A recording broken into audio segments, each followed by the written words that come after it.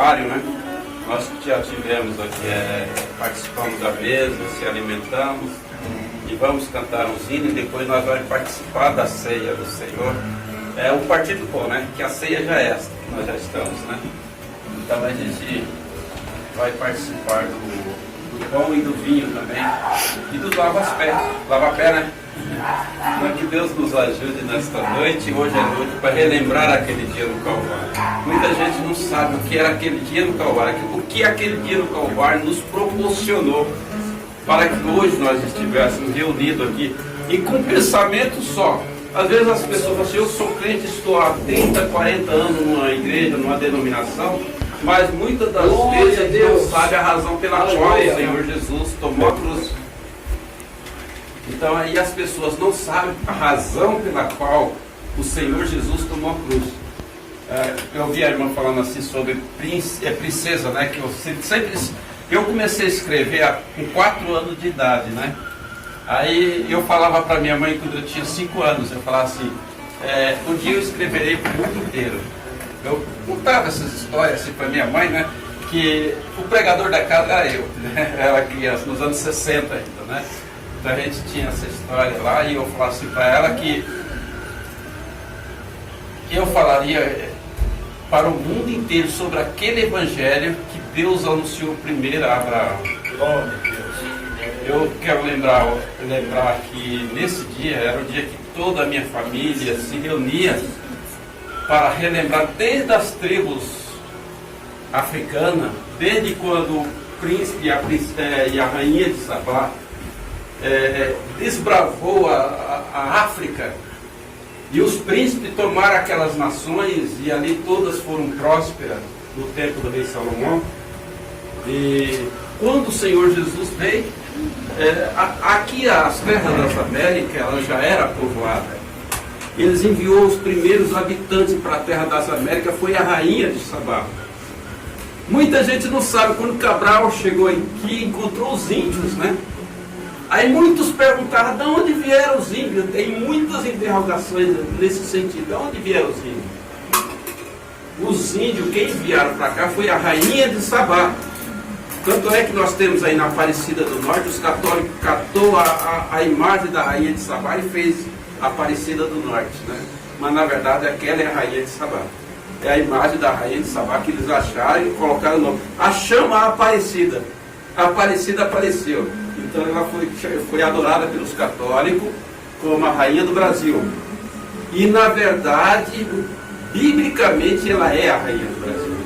Eu quero deixar isso claro para os irmãos. Por isso que o Senhor Jesus falou assim: virão, nos últimos dias levantará a rainha de Sabá e julgará essa geração. São Mateus capítulo, a rainha do meio-dia ele cita, né?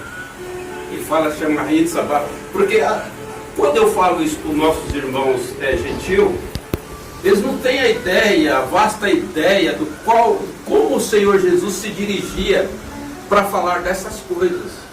Ele falava com tanta clareza essas coisas, falava com tanta clareza os dias de Adão, que muitos, quando pegam a Bíblia, acabam não entendendo o que ela está escrita. Porque o nosso Gênesis, ele está em síntese. Como eu já falei aqui no início, né? Nós vamos encontrar um Gênesis síntese. Você pega o Gênesis, quando eu peguei a Bíblia a primeira vez, eu falei assim: o Gênesis está invertido. A pessoa que estava em volta do jardim não era Adão, era Lúcifer. Ele que estava em volta do jardim, ele que habitava em volta do jardim. Nós vemos isso em Ezequiel capítulo 28 e verso 13 em diante. Às vezes a gente fala isso. O Gênesis, ele está no Apocalipse, está nos profetas, porque Moisés ele trouxe escrito o Gênesis completo. Aí nossos tradutores, eles traduziram o Gênesis segundo os seus entendimentos.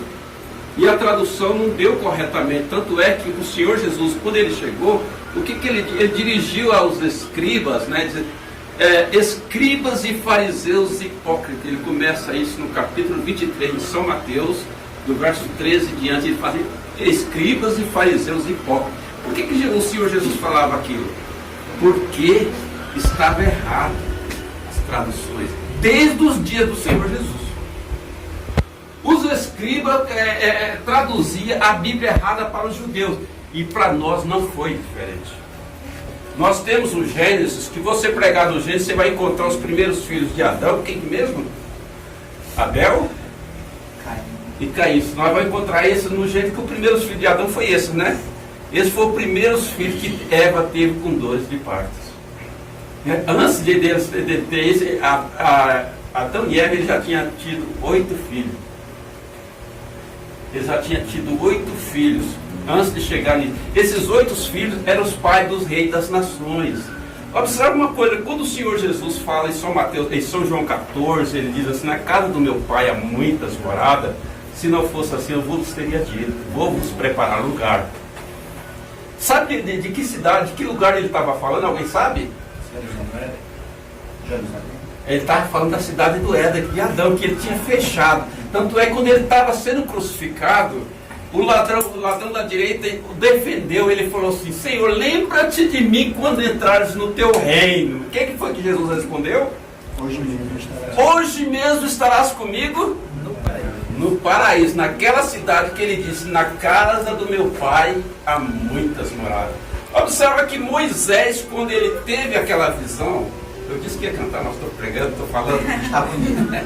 Moisés, quando teve aquela visão, ele ficou atômico quando ele viu aquela cidade. Porque todo mundo, quando olha para o Gênesis, ele vê que acha que Adão morava numa cabana que nem índios. Não é isso que as pessoas têm nas suas mentes? Então, observa, a cidade de Adão, se o nosso mundo de hoje vivesse mais 100 mil anos, eles não construíram a cidade, nem 10% daquilo que era a cidade de Adão.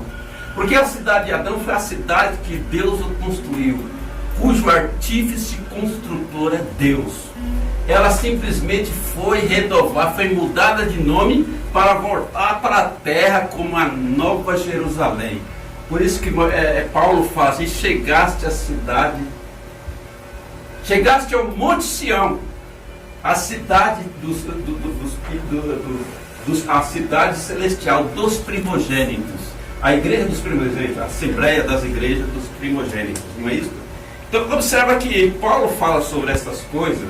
Então, aquele mesmo construtor daquela cidade, quando ele viu que aquela cidade, aquele usurpador tomou aquilo de Adão e tomou a nossa nação brasileira também. Quando eu falo da nação brasileira, a gente pensa que o Brasil iniciou em Cabral. Não. O Brasil já era antes que o mundo existisse. Já estava ali no paraíso, esse mesmo Brasil, só que não dessa forma que estão vendo. Era tudo perfeito ali. Tudo estava perfeito. Foi por isso que Jesus veio, para resgatar o que nós havíamos perdido. Por isso, ele veio para resgatar o que nós havíamos perdido. Quando eu estava falando por irmão aqui, eu estava falando assim: poucas pessoas sabem o que o Senhor Jesus fez na cruz do Calvário. Quando ele foi ali na cruz do Calvário, ele foi para resgatar o que Satanás havia nos tomado. E ali no céu se comemora assim, Apocalipse capítulo 5 e versículo 9 e 10. E cantava um novo cântico dizendo: digno é de tomar o livro e de abrir os seus selos, porque foste morto, e com teu sangue compraste para Deus homens de todas as tribos, língua, povos e nações. E para o nosso Deus fizeste reis e sacerdócio, e eles reinarão sobre a terra. Esta foi a causa pela qual o Senhor Jesus tomou a cruz. E mais nada. E no dia da redenção, nós estamos tomando a ceia, nós estamos participando da ceia, até que venha aquele dia. Até que aquele dia chega para nós, para que nós retomamos de volta aquilo que perdemos. E a maior coisa que nós perdemos foi o que mesmo? A nossa roupagem.